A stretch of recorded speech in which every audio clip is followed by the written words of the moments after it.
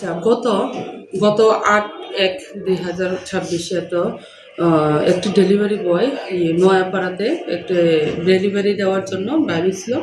ওইখানে সে তার বাইকটা তার দিয়া ফেরা ওইখানে তার জিনিস রেখে ডেলিভারি করার লেগে একটা বাড়িতে ঢুকছিল। আসার পর দেখে যে তার একটা ব্যাগ নেই।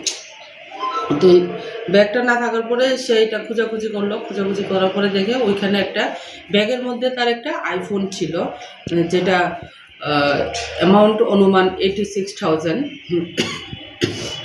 তো ওইটার হিসাবে আমরা 15 তারিখ আমাদের ধর্মনগর থানাতে একটা কেস রেজিস্টার করা হয়েছে, চুরির কেস। তো ওইটার ইনভেস্টিগেশনের ইয়েতে সিক্রেট সোর্স ইয়ে করার পর আমরা গতকালকে আমরা রাত্রেবেলা আইফোনটা আমরা রিকভারি করছি।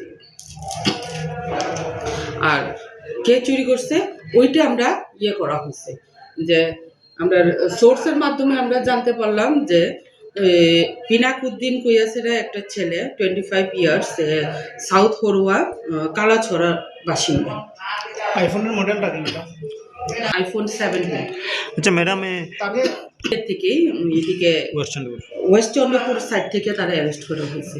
এটা সে একজন ইয়ার কাছে বিক্রি করার লেগে গেছিল, কিন্তু তার যখন হয়েছে সন্দেহ হয়েছে পরে সে আমরা ইনফর্ম করছে। ওই যুবকের নাম ওই যুবকের নাম হয়েছে তাজউদ্দিন।